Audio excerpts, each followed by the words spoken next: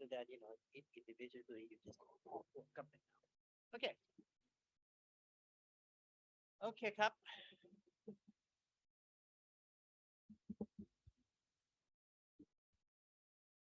Okay, ครับ Welcome to the 5th class of Big Data Analytics. Now, as you see, we had sort of like introduction class, right? That's class number 1. That gives you the perspective of why it is we're doing this data analytics class and where it fits in within, other subjects like machine learning and whatnot. And then I introduce you to the visualizations tools a little bit, because that's something that you are going to be using, from the beginning of your data analysis. When you download data, first thing you want to do is actually try to visualize it as much as you can, and then introduce you to mathematical functionalities that helps you to do that. What I did was I actually put the linear algebra, calculus foundation, and probabilistic model statistical inference, instead of having just 2 different periods that would review. I would kind of like assume that you have that you have a fairly decent background. And so I spent the last week just mentioning the heading of the topics to make sure that you're on the same page, make sure that you understand. And so that if there's something that you're not familiar, or you need some revision, you can come to me after class to discuss. Okay, so I kind of squeezed class 2 and class 3 together within the last class, and I spent the 3rd class to go a little bit more into the primitives of mathematical programming. Right now, you can view everything that we've been doing as sort of like a taste of what we should be heading into. So it's kind of like sporadic. It's a little bit topical. I talk about this, talk about that, and hopefully it should give you a little bit of view or perspective that we are going to learn something that's very powerful, and I can do a lot of things. So it's kind of like motivational kind of thing, right? But now, beginning this class, okay, this is actually the 5th class, we're actually gonna properly dig into doing data analytics. Okay, we already started with visualization. Like I mentioned, interactive visualization is a very big part of data analytics, but I consider that like sort of like a preliminary tools that you should have right away. Okay, right away. So in this case, we are actually going to dig into the other part of data analytics. In other words, the part that requires a little bit of modeling. Okay, a little bit of modeling. Now, as I indicated, and I told you, I might as well repeat again. To me, I just roughly partition data analytics into 3 modules, if you will. Okay, the first module is interactive visualization, which we covered a little bit, and we'll keep refining our skill with respect to that. The second part is analyzing data with probability models. Okay, and then that part I am going to pay very kind of lip service to it, because I'm kind of assuming that you have done some probability statistics. So again, like with last class, we mentioned that the topics, hypothesis testing, parametric estimation.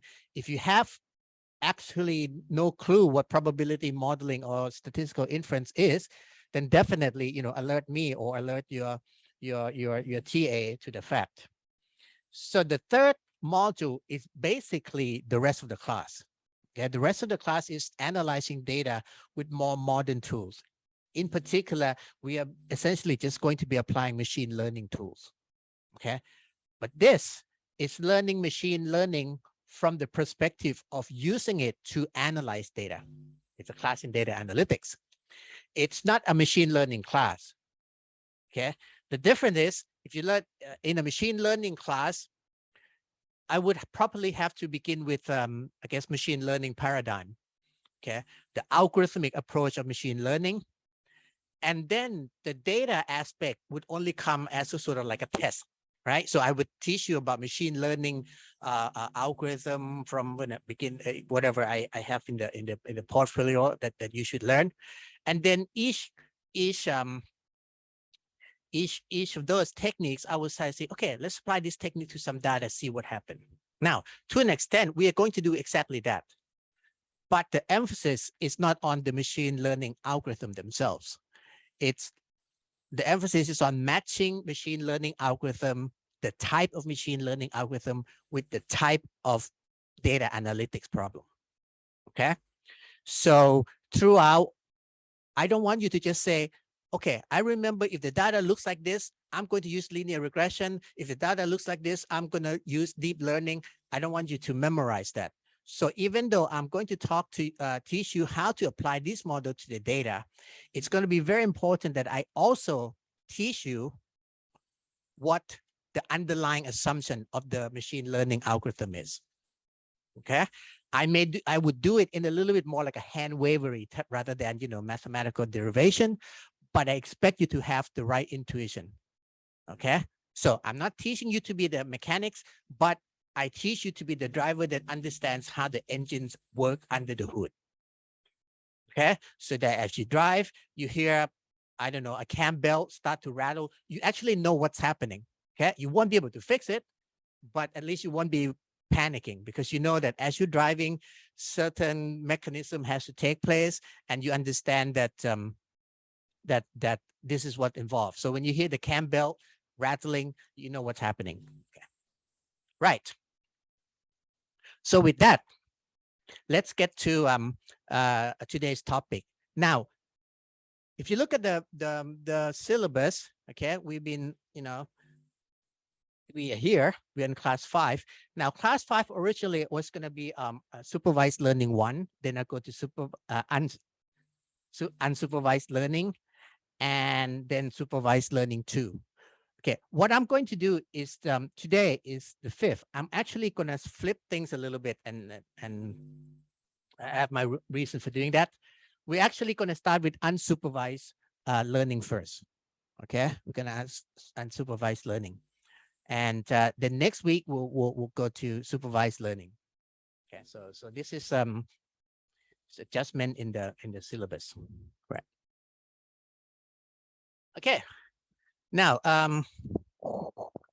like I said, so far it's been more like topical introduction, how what to expect, that type of thing. So now it's the nitty-gritty, and I think this is where some of you would probably prefer that I follow a more like a structured A, B, C, D, E, F, G kind of approach.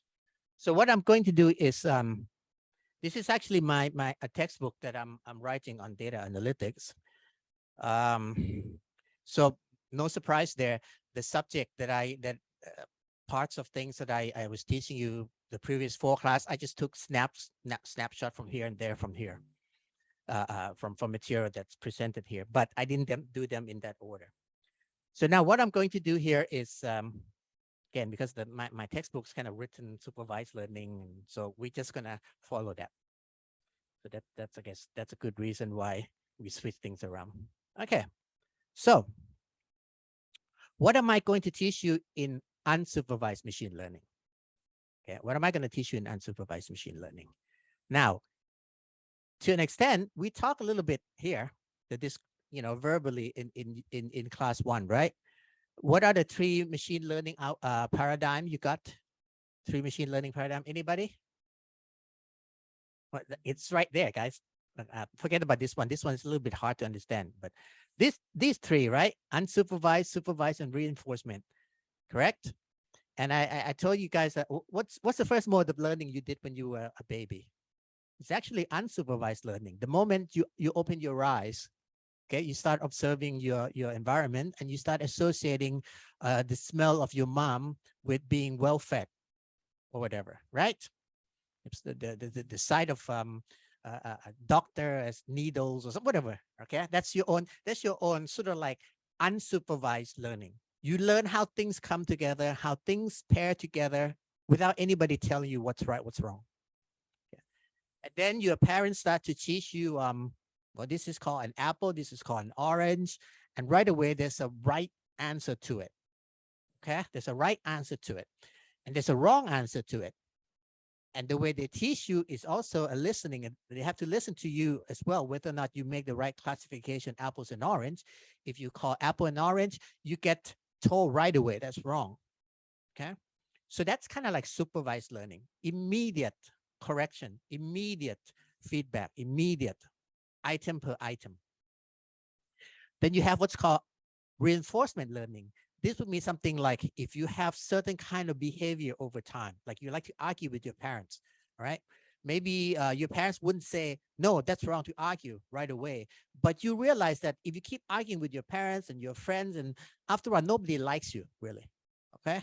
Whereas if you start to speak nicely, you have good manners, okay? You respect your elders, you respect your friend, you're courteous, you're punctual, all right? You're on time. When your friends say, okay, let's meet at 5:30, your friends don't have to wait for you, okay? So these are behavior that gets a evaluation, but in a loop, in a long arc. You don't get evaluated right away. So if you come to class late, you go to your dinner late with your date may not tell you right away, I'm angry at you because you're late. But you realize that after 2 or 3 dinners, she'll just ditch you, or he'll just ditch you, okay? Because nobody likes people who are not punctual. After all, everybody has a watch and so forth now, okay? So being told to be on time, supervised learning. If you are late to your date a few times and then your girl or whatever your date just ditch you, that doesn't answer your call anymore, that's reinforcement learning, negative reinforcement as well as positive. Okay, fine. So to an extent, I put this in the chapter of unsupervised learning, but it's actually covers everything. Now, I'm going to make a generalization. There are actually two major problems in unsupervised learning. Okay. One of them is similar to the example I gave you. You cluster your mom with warm feeling and doctors with needles, whatever. Okay. That's sort of like grouping things together. Okay. The technical word for that then is data, as applied to data. So we are going to group data together. This means that, well, data has come together without grouping. You have to group them. Okay, so it's unsupervised in the sense that there's no answer. You can group them wrong, you can group them right. Okay, I see you guys sitting like that, right? I kind of like say, well, you guys are friends, and this is another group of friends. Maybe that's not right. Maybe it's wrong. Okay, nobody tells me anything. I just observe. I just see that you guys gather over there, you guys gather over there, and there seemed to be like an sort of like empty void in the middle or something. So I said, well, maybe there's two gangs in this class, that sort of thing. Okay, that is that's called. I'm going to wrap everything under what's called cluster analysis. Okay, technically, maybe you can expand the definition, but I think for this class, I'll call everything under cluster analysis. So that's everything is here is under cluster analysis. Hold on, grab that. One thing good about writing text like this is that I don't need a separate table of content. The whole thing is actually a table of content. Right. So that's cluster analysis. Okay. The second problem, okay, the second problem of unsupervised learning is dimensionality reduction. Now, technically, this is not accurate. I'll tell you in details a little bit, but let's just say that if you were to use this as keyword for Google, that's good enough. Okay, technically, it's a space embedding. There's some technical reason why I dimensionality reduction is not always the right word, but for now, take my word for it. The two words, okay? Dimensionality reduction. Now, this is not what you did when you were babies. This is not what you did for babies. This is what you do when you are an adult. You deal with things that are highly multidimensional, but because you can handle things in the multidimensional, not because it's your fault, you're a human being, you live in three-dimensional world, you are evolved to have a very good imagination in 3 dimensions. But the data that you deal with now is 75 dimension. You did not evolve the human brain to perceive 75 dimension.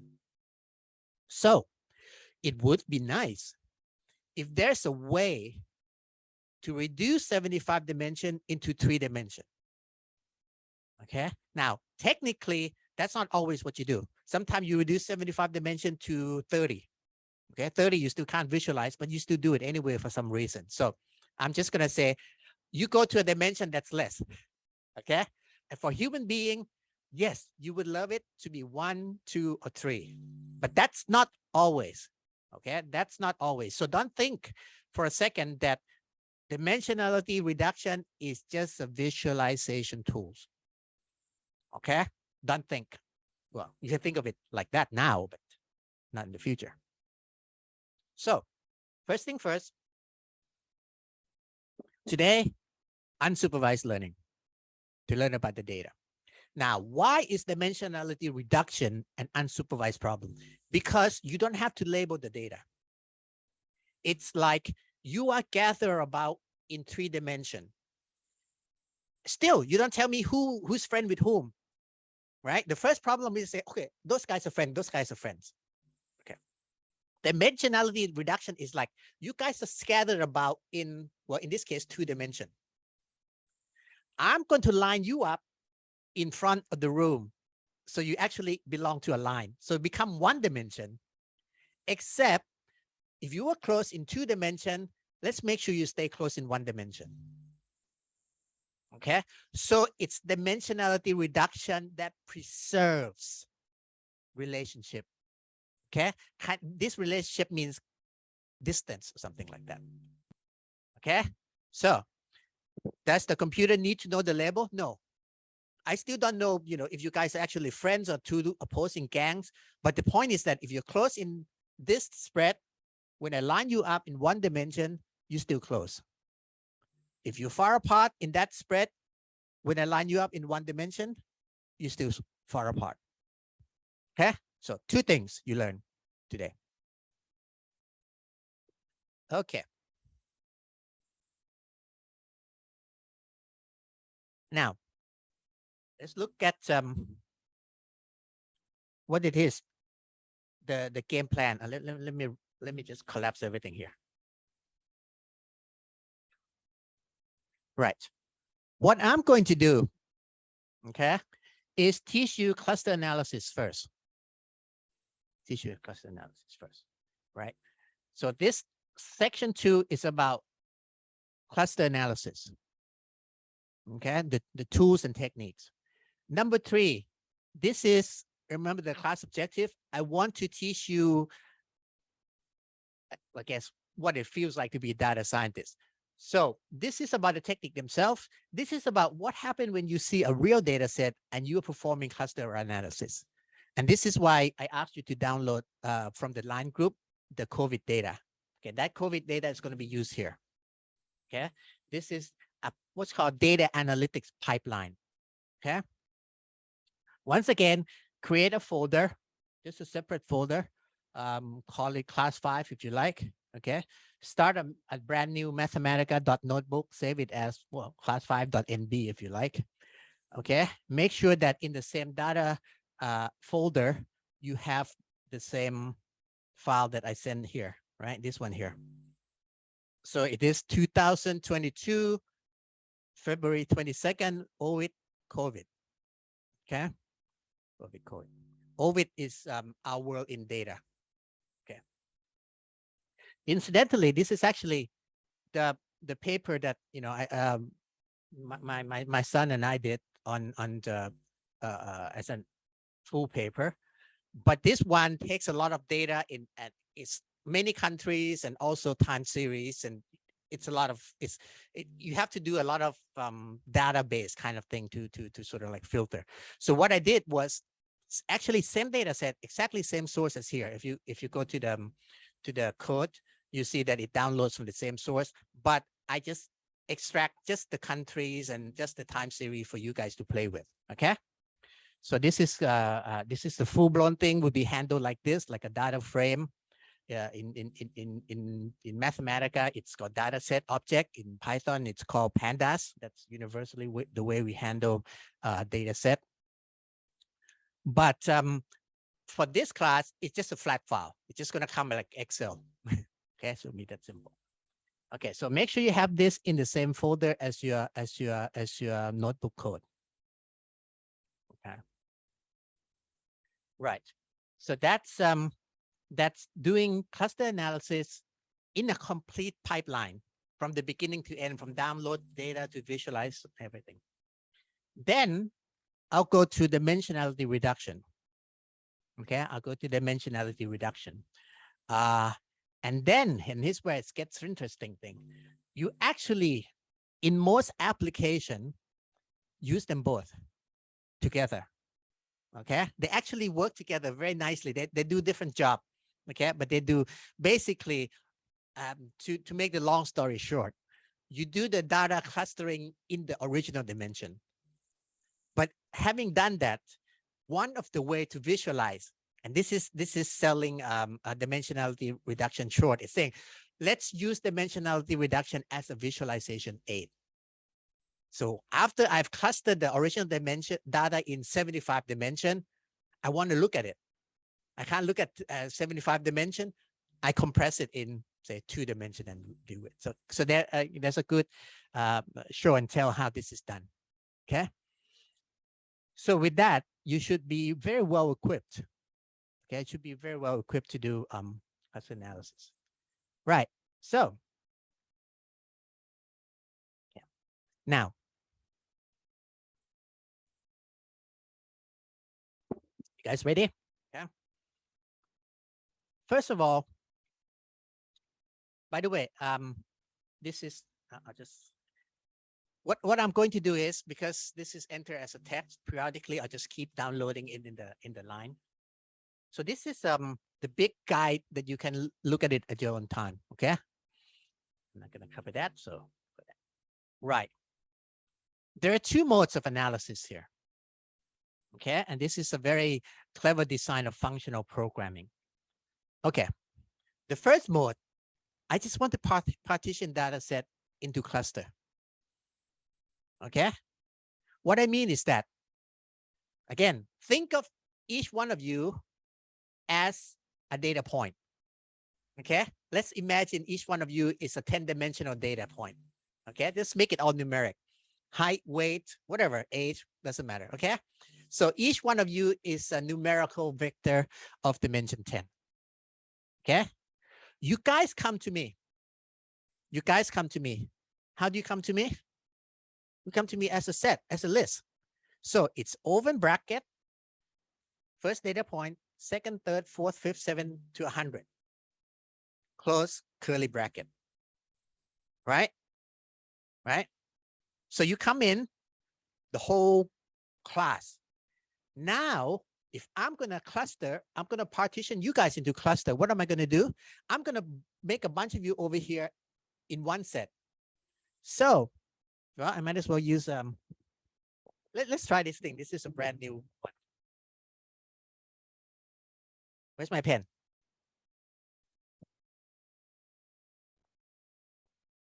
Okay. So.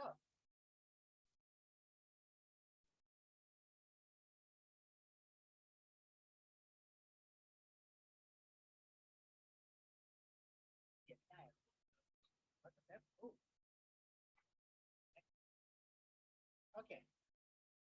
So, because you guys come separately, let's say let's come in random order.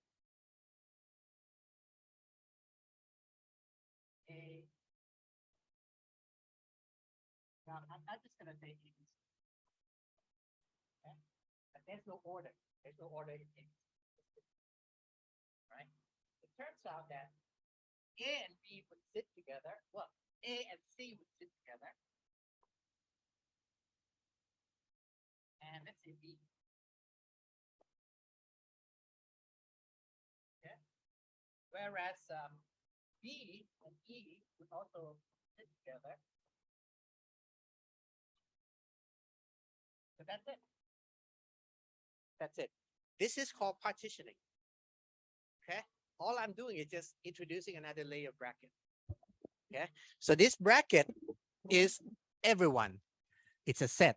It's a list. Technically, it's a list, right? We call it a list. Instead of it's a list of human being, it is a list of human beings. Okay, that's it.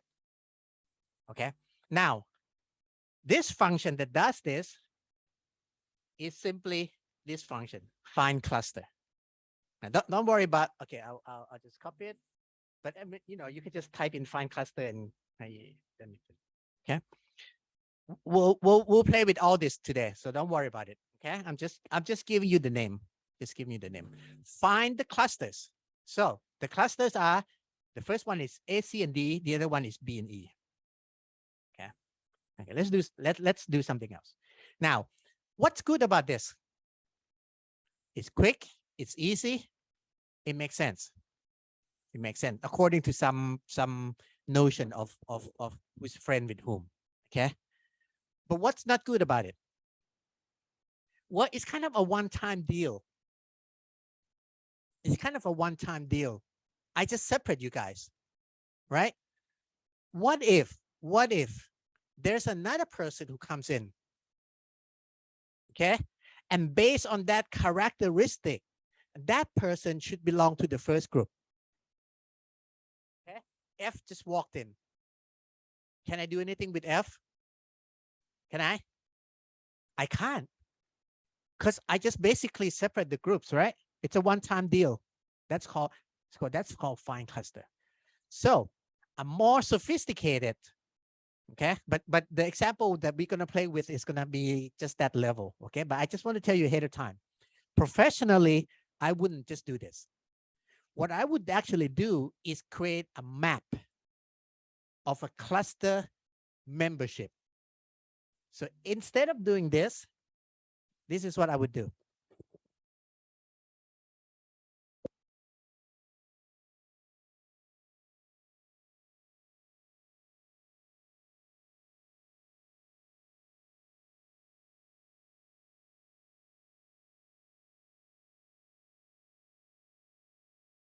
See? Basic, I told you guys, right? The data doesn't come with label because it's not supervised learning. I give it the label. The difference between that blue line and the red line is that the red line is an action. It's an action that's done. That's it. Once I've done this, I forget everything. I just have this. The blue line is a learn mapping. Now that's why it's actually a learn machine now. So the thing that does the blue is a learn machine. It learns now that these kind of people are together. So now I can actually do this.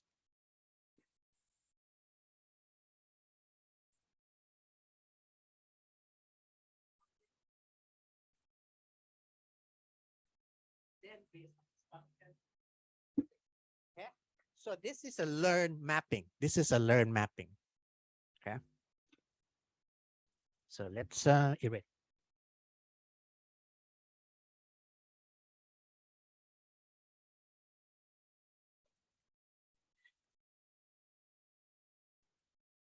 And the function you use that is here. Okay. It's here. Now in normal functional programming, like let's say in Python or something like that, tends to do in this mode. If you want to do this, you have to create an object that does it. So that is, you know, kind of like initialization type thing. But anyway, in here, you just apply the data set. If you call find cluster, it just gives you a list of lists from the original list of things. Okay, give you a list of things. Find cluster will give you a list of things. Okay, if you give list of things to cluster classify, the output is a function, and that function maps thing into number 1, 2, 3, depending. Okay, this is kind of nominal name. Remember, from class 1, nominal scale. 1 doesn't mean it's better than 2 or 2 is better than 1. Nothing, just different. Okay. I think there might be some kind of heuristic that ordered the number 1 for the largest class. Maybe it doesn't really matter. Yeah, completely normal. Okay. So 2 modes of analysis. What do I do professionally? I basically use the second mode most of the time. Okay, but for something quick, I just want to look, and that's what today we're going to do. Something quick, done once. 2 modes of analysis. Now, this is where I make a separation into further classification. There's this guy called distance-based, and there is density-based. Again, I'm going to teach you how to use the tools, right? The algorithm themselves, this is not a machine learning class, so I will give you quote unquote hand waving.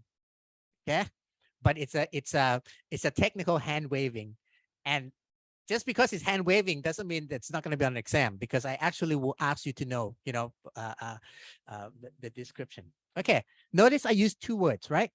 One is based on distance, one's based on density. Okay, now I'm going to draw pictures. Is there enough space? Okay, let's do this.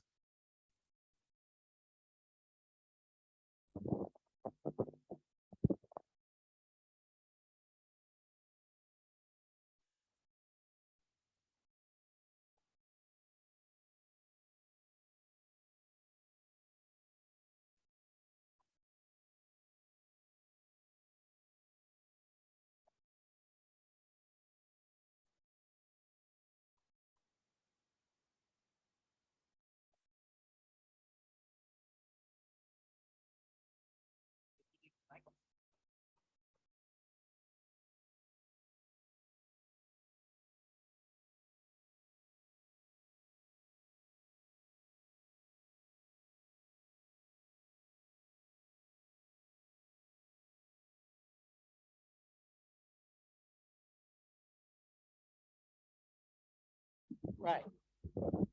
Technically, it's all the same colors. Okay. Technically, it's all the same colors because nobody knows what's what. Okay. The reason I give them in 3 colors is if I run this through an algorithm, blue should get 1 number. Remember the mapping? Because this is obvious from your eyes, right? I don't have to justify this to you, right? Okay. I shouldn't have to justify this to you. The line of separation kind of looks like this.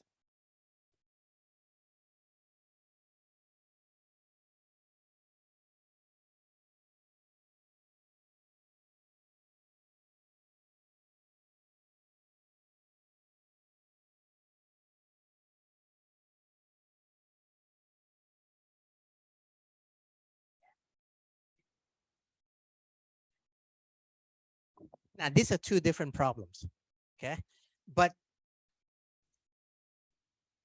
let's assume that none of you disagree with me that separating red, blue, and green, sorry, blue, green, and yellow in this way makes sense. Blue, green, and yellow makes sense, okay? Right, this is what you want, okay? When I do the clustering analysis, I have to say, well, like, you guys should be the same group because you're close to another. This is a definition of closeness. Definition of closeness and cluster creation. What if I use Euclidean? You guys know Euclidean, right? Hypotenuse is equal to the x squared plus y squared, right? The distance. So you will notice that among the greens, okay, look at the board. Look at the board. The reason I can do this is the resulting calculation from saying that, hey, the distance from within the group is much smaller than distance between the groups, right? You agree with me, yeah? So same with yellow, same with blue, right? So the distance intra-group or intra-cluster distance, intra-cluster distance, okay? Whereas between blue and green, that's extra cluster distance.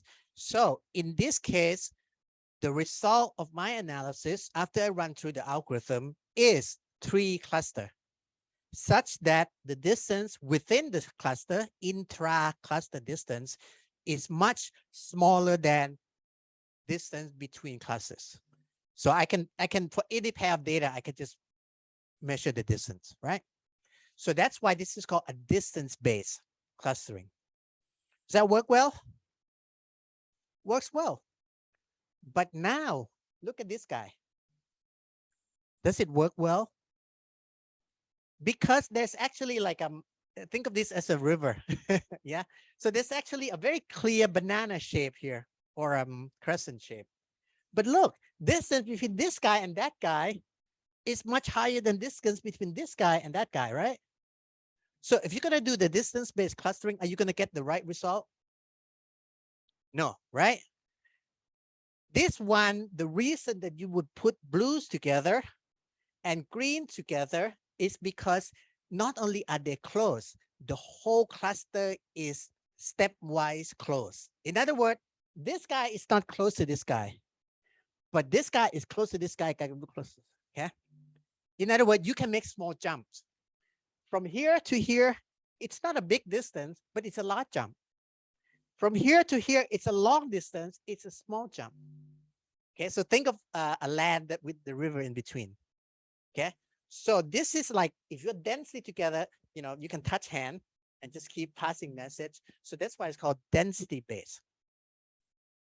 Density based. Now, there is no, this is a sad point, not a sad point. There is no definite rule or judgment that say, given a given data set, which one should you use? If you knew something about it, like you know that it's kind of like distributed, like what we're going to do in a few moments, we're actually going to create a data set. So we kind of have an idea that it's created like a lumpy thing.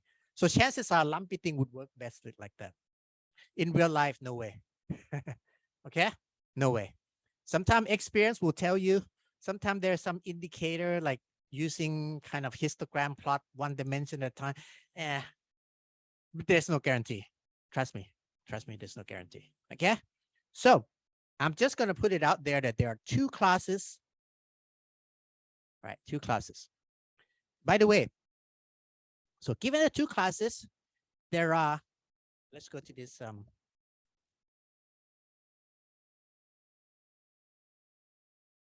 Why would you not all? Yes, it would look like it worked in both cases, except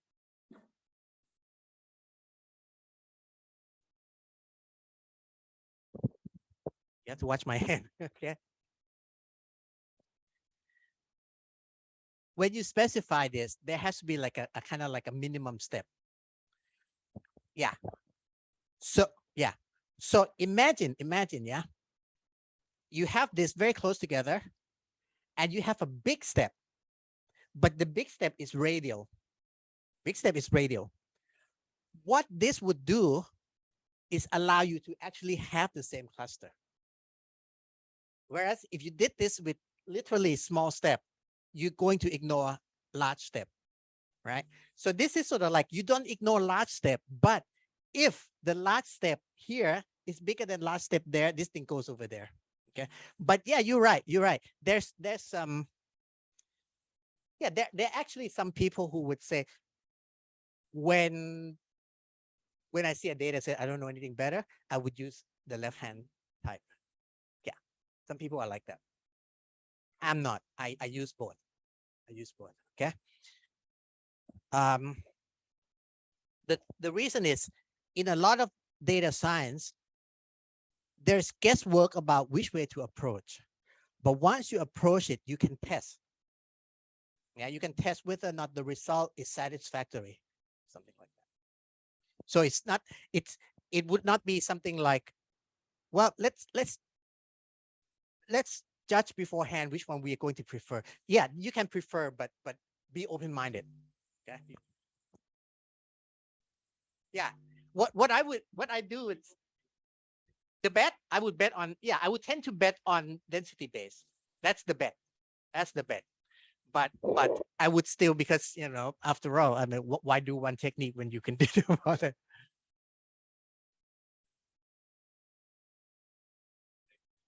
Yeah.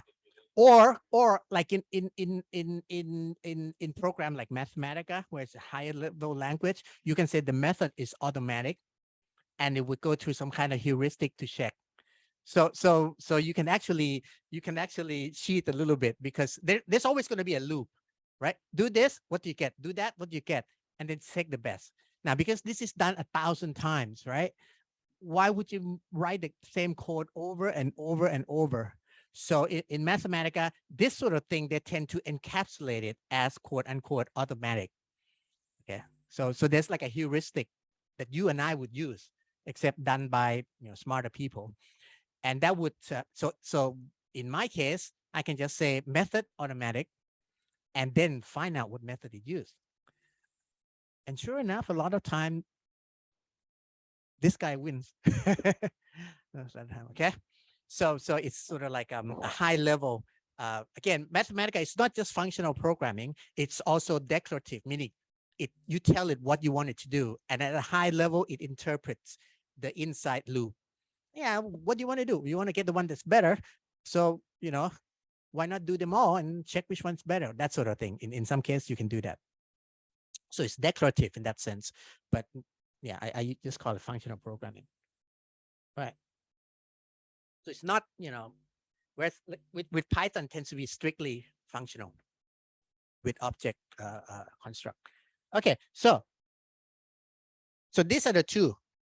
Within these two, there are different techniques. So this I would call class of techniques. Class of techniques. So then can I just erase it, because I'm gonna.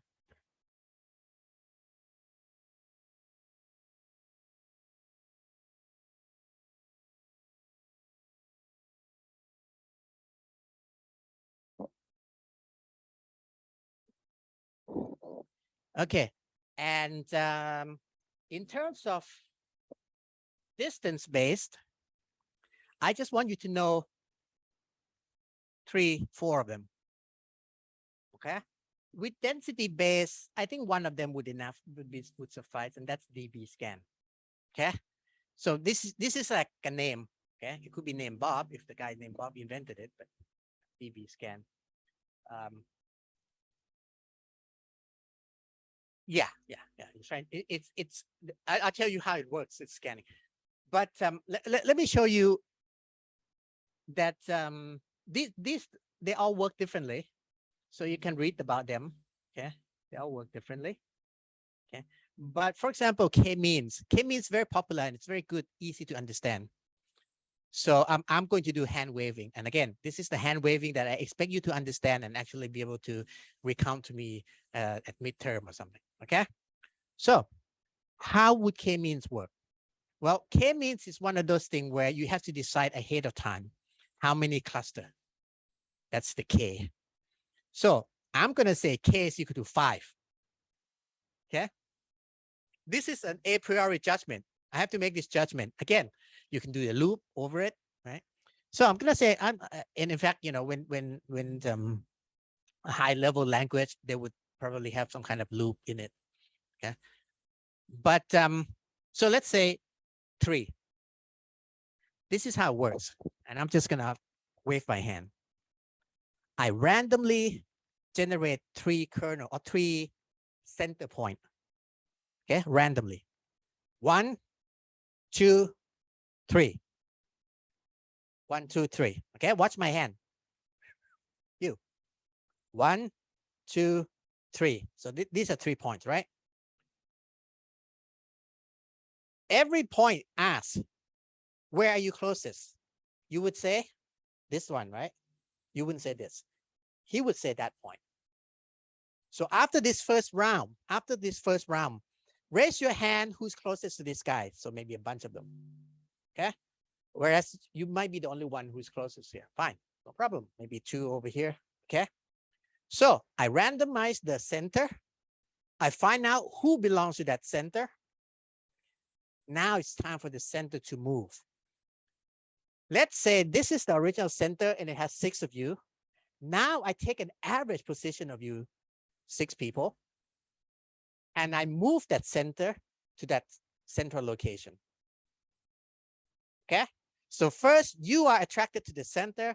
Now the center moved to where you are. And then I ask the same question again.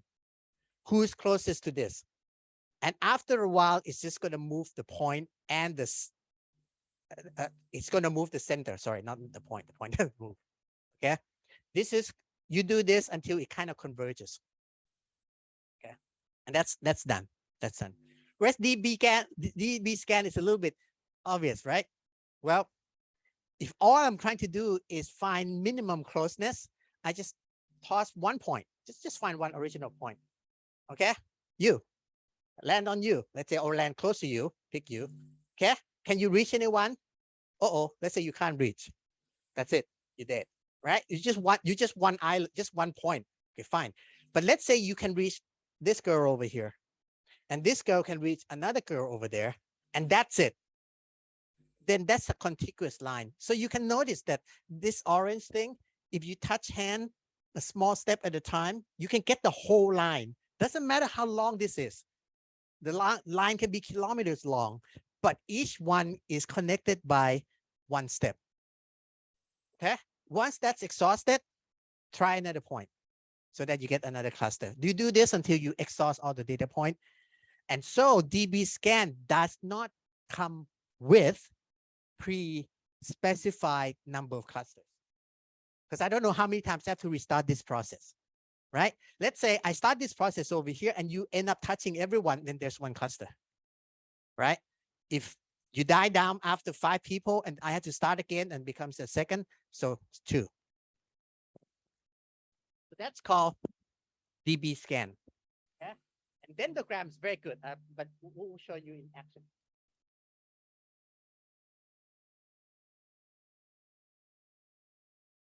Okay. So I'm just gonna quickly run through. What I want you to do is just finish the demonstration part on here, right? And that should take us to the break. Then we'll go to the tools. We might actually have to continue the dimensional reduction next class because I kind of look at the material. It's a little bit long. Okay, fine. So we did this, right? So this, you don't have to, you see this all the time, right? You can do this. Data, old faithful example data, statistics, and that's it. I happen to right away. Okay, this is what I mean by fine clusters. Okay, yeah, fine cluster. Yeah. Now, when I find cluster, it's going to be a list of lists, right? That's this guy. Okay. Now, the reason I don't have to do this dimension thing. Well, what it means is that when I take the dimension of this, it's a list of lists, right? All it tells you is that there are 2 lists. So there are 2 clusters. There are 2 clusters. You want to see what they look like? Well, originally, this is what the data looks like, right? Let's not cluster this. Let me go to a separate one. Yeah. So this is a bracket of people or bracket of data point, but it's also another bracket. Why? Because it's 2-dimensional data point, right? So this is one data point. This is one data point. So you can see that all this, I think 200 of them, right, has one bracket around it. Okay. So if I do find cluster of this, which is this guy, the only difference is, see, just one more bracket, right? Now the first bracket ends somewhere, I don't know where it is. It ends here.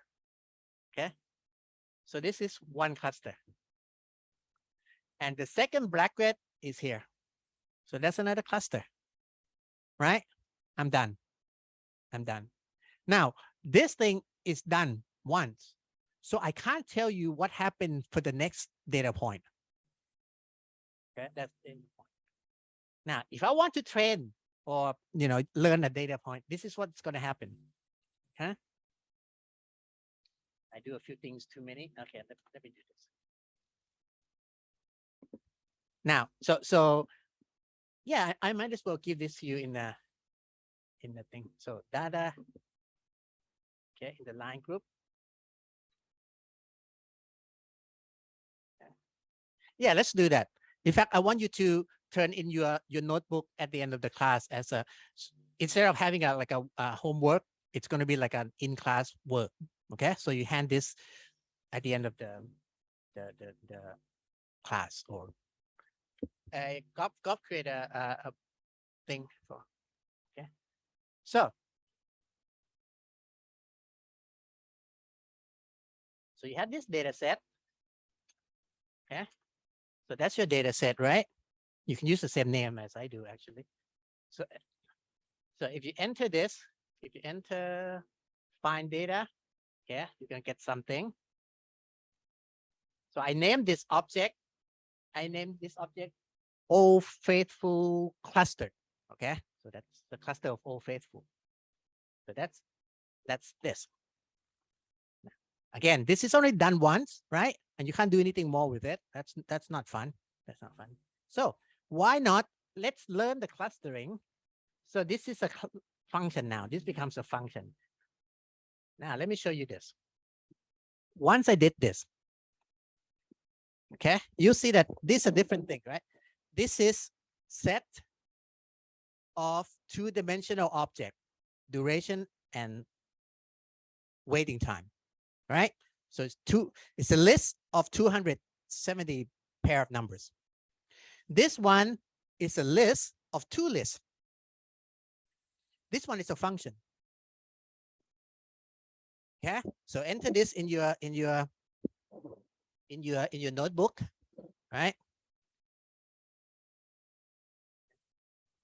It's a different exercise from what I want you to do later, but just put everything in at once. It's okay. Okay. Migrating. Now, this is what happened when you get the function. You get this thing called classifier function, right? Now, this classifier function is a function. It has a lot of properties, whatever, but the summary is here. See, look at the board. It says, oops, sorry. It says that the input type is numerical and numerical. Obvious, right? Because the numerical is the duration of the spout and the waiting time. So it's numerical, comma, numerical. Okay. Obviously, you can do this with ordinal data, with colors. You can cluster colors. You can color cats and dogs. It's that powerful. But for now, and how many classes have it decided? It has decided on 2. It has decided on 2. And now this is what I mean by high-level language. See, I didn't specify the method. It searched over a common set of methods. And this one I didn't even mention. It's called Gaussian mixture. Gaussian mixture is also a distance base.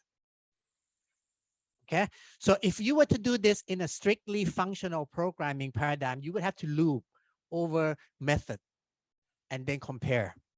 But it's done 1,000 times. It's common sense. So in a declarative sense, you say, just give me a classification. In other words, I could have done this. Method. And this is the option, right? This is how you spell. Method is Gaussian. Okay. Now this is, if I knew ahead of time that Gaussian mixture is going to be my method of choice. Again, you asked me earlier about which one should you try first. Well, if you had to try one, okay, I would probably do this. I would have done this. If I had to try one, right? I would have said, yeah, let's try DB scan. Because that in my experience, that's a good bet. That seems like a good bet, right? That's strictly functional programming. That's like, you're programming a Python code, if it's scikit-learn or something like that. Okay. Scikit-learn is probably the most common library for doing cluster analysis in Python. Okay. Yep.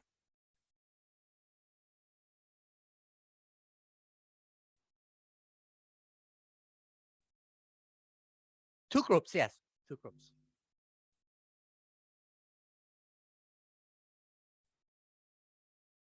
Sorry. And I yeah, I hide it.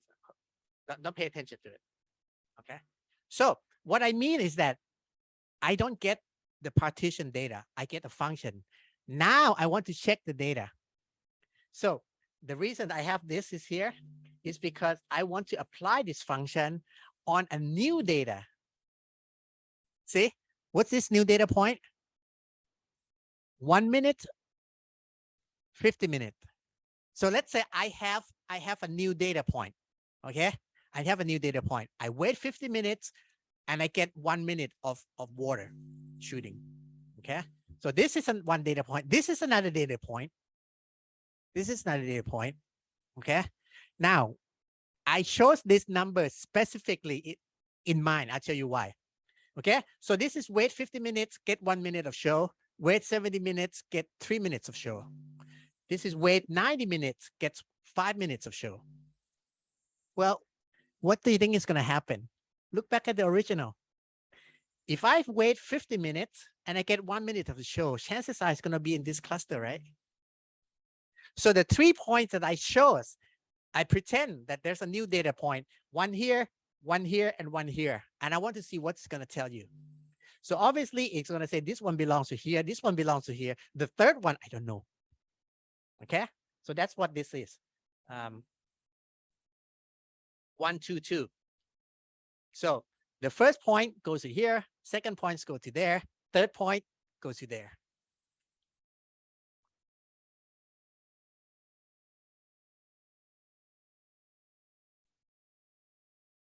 Yeah. So it shows you what the group label, we'll call it label, okay, or group name. So see, it just arbitrarily assign number 1 to this and assign number 2 to this, okay? And the first point comes in, what is it? 1,50. Well, you can tell, right? Now, what's going to be funny is what if you put something like this, it's probably going to be something that doesn't really make sense, okay? But it's still going to give you some answer, okay? Because with data analytics, with machine learning, it's always extrapolation. So I can give you wait 2 years for 2 hours of water. It's still going to give you a classification. It's going to be silly. Okay. It's garbage in, garbage out. That's it. Okay. So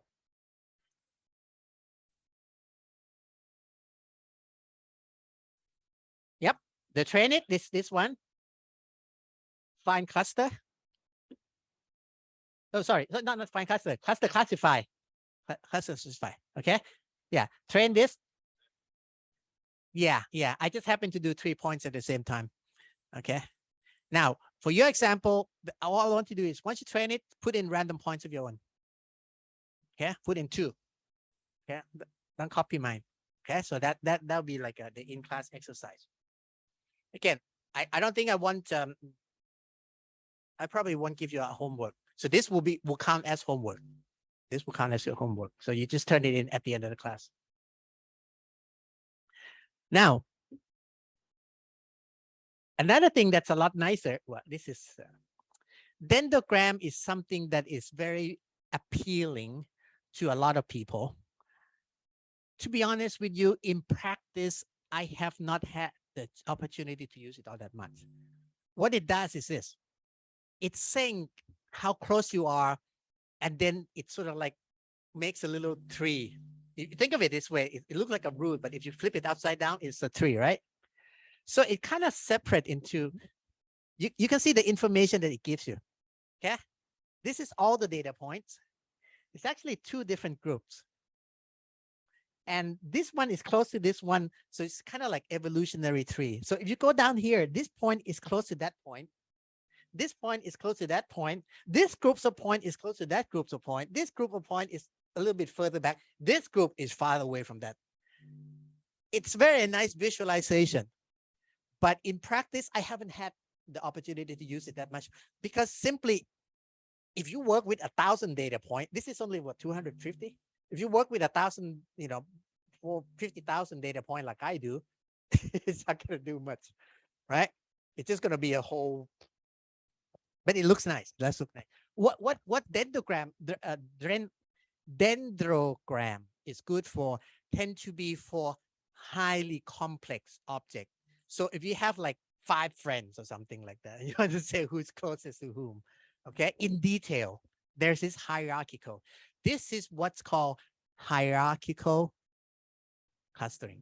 This is also distance-based, but instead of like having 5 cluster, it just Who's close? So it's sort of like, it would be something like, who's closest to you? Hold hand. Who's closest to you? Hold hand.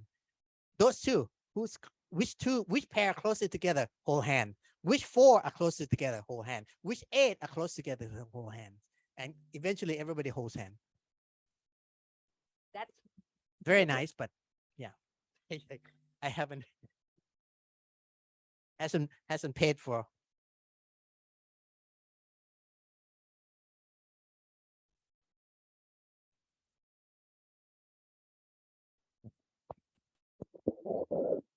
Okay, so in your workshop, in your workbook, you might as well. So this is original. Just type in dendrogram. What you notice that it's not as instantaneous. Maybe there's a wait of a split second because it does take a while. It's a very expensive computation. Okay. Now I tend to do this in my notebook because I define something and I want to clear it. So, but now this is actually what I was trying to do from scratch last class. So what I'm going to do is just give you error-free way of doing things. So this is what I want, right? I want to see what happened when I work with 2-dimensional data. It's like the data I was drawing on the okay. So how do I do this? Now this one I can actually give it to you. See how come. Although, you know what? Let me just create a separate notebook of snippets I want to give to you. Maybe that's because sometimes I put symbols and it doesn't look nice when I put in the yeah. So call this take home or something. Okay, something like that. Now there's no mystery here, right? There's no mystery here. This is a module of 1, 2, 3, 4, 5 numbers, right? What do I do with those numbers? I use it to create binomial distribution with mean mu x 1, mu y 2. Why don't I just put 1 and 2 here? Well, you see why. Okay, I just make a name for it. Mu x is 1, mu y is 2, sigma x is 3, sigma y is 4, rho is correlation 0.5, right? So this is how I create binomial distribution. Okay, this is how you parameterize binomial distribution. What do I want to do? I want to plot PDF of x and y. Now, as you know, binomial distribution, the range of value is basically between mu plus minus 2 sigma. Okay, once you get beyond that, it goes away. So this is exactly what I did. I want to plot y x between mu x minus 2 sigma x to mu x plus 2 sigma x.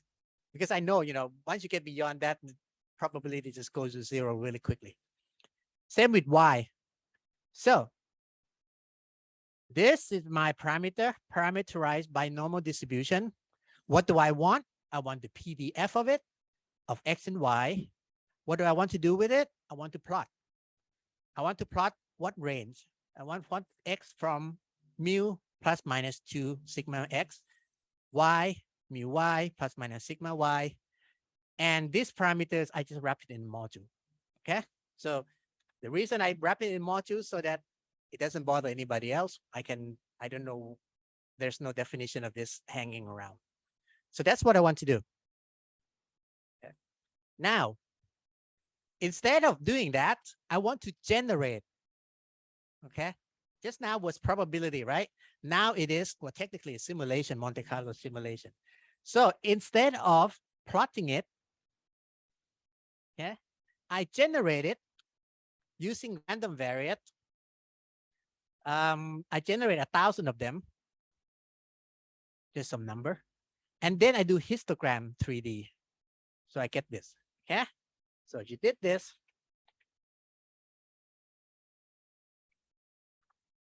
okay. So what's the difference between this and the above? Above is a function. This is actual numbers. Okay. If I did enter again, the number is going to change slightly because it's all random. Okay. If I want to keep it fixed, I'd have to do random seed, but don't worry about it now. Okay. So that's it. Now I generate one bump, right? So obviously, if I have this data, okay, this data set, and I pass it to clustering analysis, it doesn't matter if I'm going to use density base or k-means. Well, k-means I have to specify. Basically, it's just one cluster. It's no fun. It's no fun. So let's add more fun. So what I did was I add 2 lumps. So I'm just following the step as I did before. So now I make it 2 lumps, and I make it what's called mixture distribution. Okay. So notice the mixture. Now, obviously, the mixture has a parameter. If I make it 1 here, this is 1, this is 1. So it's equal size, right? So it's going to look like this. Okay. So see that? So this is the first guy, center around 0. This is the second guy, center around 5 and 5. Has positive correlation. This one has negative correlation. I just make it look like this. I deliberately designed it this way. Okay. So if I have this data set, what should be the resulting cluster? 2. It should be 2 cluster, right? Now, this is where I want you, this is going to be why your homework is going to become very important, or in-class exercise. I think I'll make some time for you guys to play with that. You know what? It's actually 2 lumps, right? But what if I did this? I make this one so big.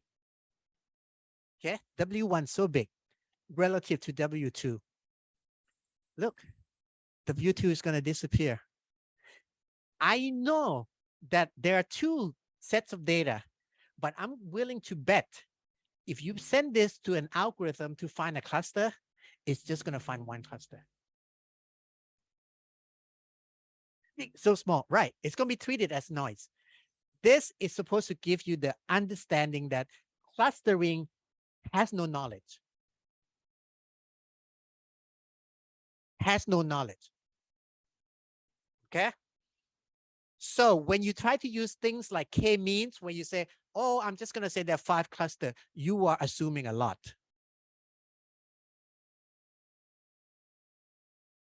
Yes, exactly. But this is not fun enough. I'm going to add more fun. Okay? Make sure I remind me not to save this because okay? So now what I did was just like before, okay? Except instead of just creating it and showing it once, I give it a name. Okay? Once I give it a name, this becomes a global, right? So this is the data set that you can take home. So, and now, what else do I do? Because I want you to play with it, I wrapped it around. So instead of making all this a constant, right? I make some of it constant. The mu, yeah, make it constant, but the sigma and the rho, I make it changeable. So this is what happened. Okay, so this is exactly the same as what we did before, except I gave it a name and I plot this guy. Okay, now I make this really fancy, so I'm going to give it to you because you know it's going to take a while for you to figure out. So what's the flexibility? Let's examine the flexibility I add. Again, you're going to have to do this for your project because interactive visualization. First of all,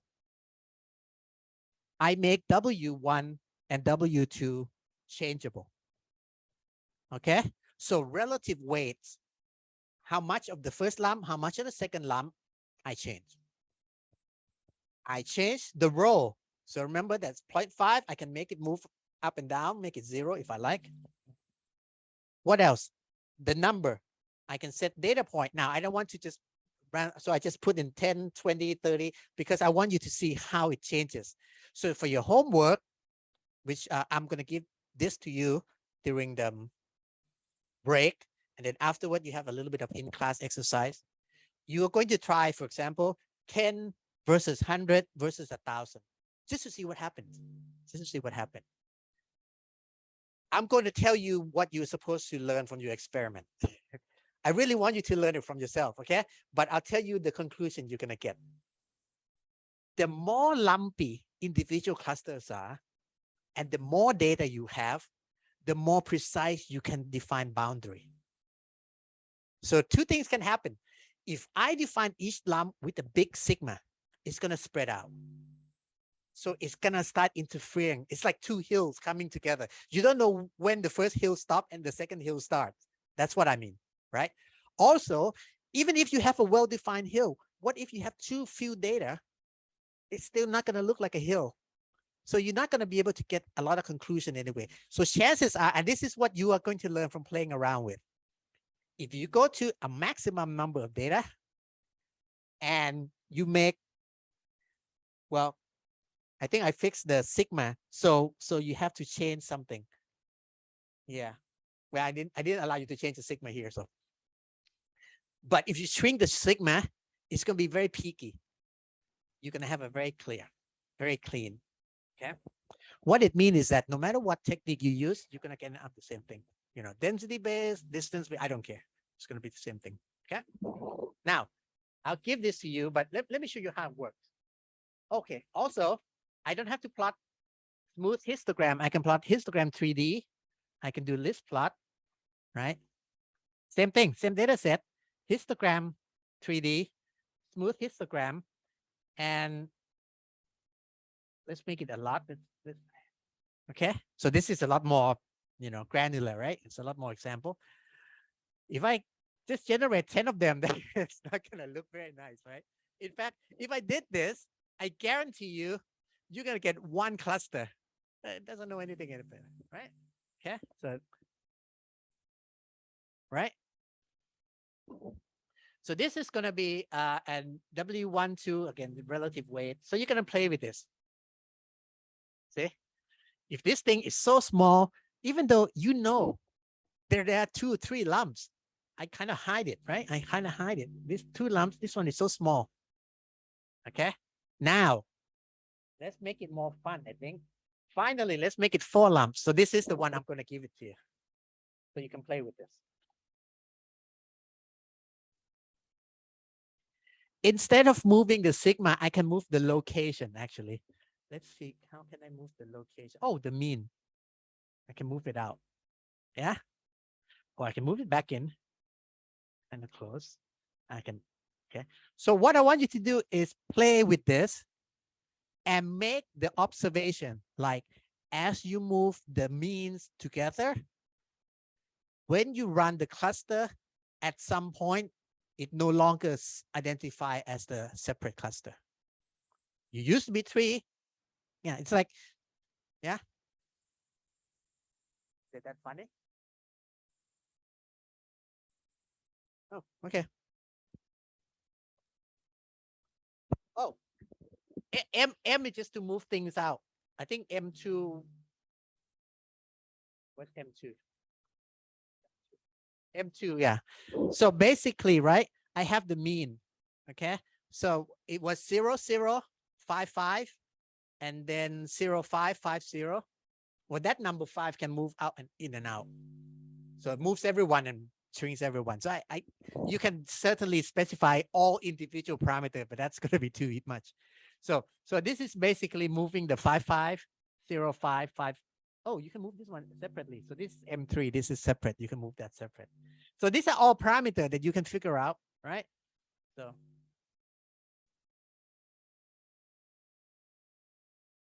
All right. Yeah, that's it. That's it.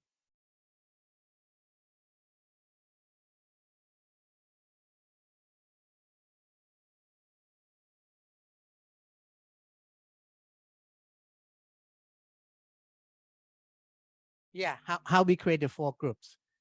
So even though, again, everybody knows there are actually 4 lumps, right? There are actually 4 lumps here, but because 2 lumps are so close to each other, you can tell any algorithm is going to give you 3. I can bet. Okay. So make that kind of thing. Like as you move closer, it's obviously blah, blah, blah. Okay. And again, if you have very few data points, and now it's, well, maybe it's still going to think of it as 3. Okay. But as I move the point back in and chances are it's not going to find anything. Okay. Now, this is what I mean by you are the God. You created the data. So you know what the quote unquote true answer is. In reality, you didn't generate this. You just inherited from some data point, some data set. Okay. So it's very different. That's why data science has a little bit of art in it, in the sense that how do you approach this? How do you know when enough is enough? Do you just run with what you got, or you say, well, I need more data? Or if you don't have 1,000 data point, you have 50 data point, 10 data point, what you going to do? That's a limitation. Okay.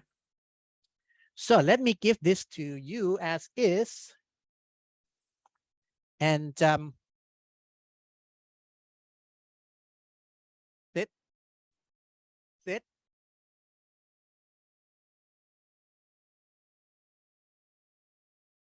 Okay. So I'm going to give this to you, and I want you to, during the break, play with it a little bit. Okay. So actually you don't need this top thing, but I might as well give it to you. Okay. So you know the difference between plotting and generating. So this is plotting, the PDF. This is generating. This is actually generating, and you actually have this data set.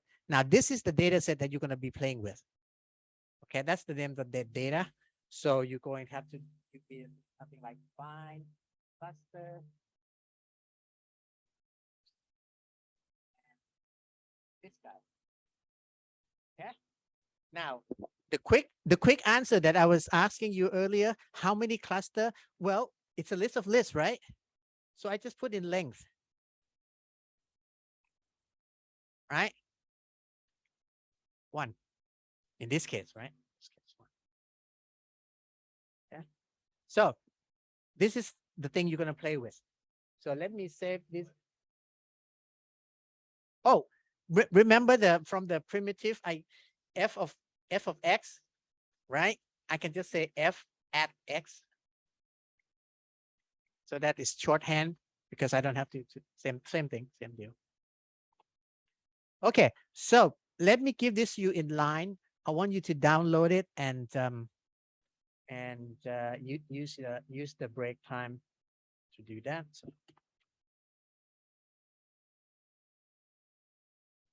save as class 3 takeaway, save class 5 take away.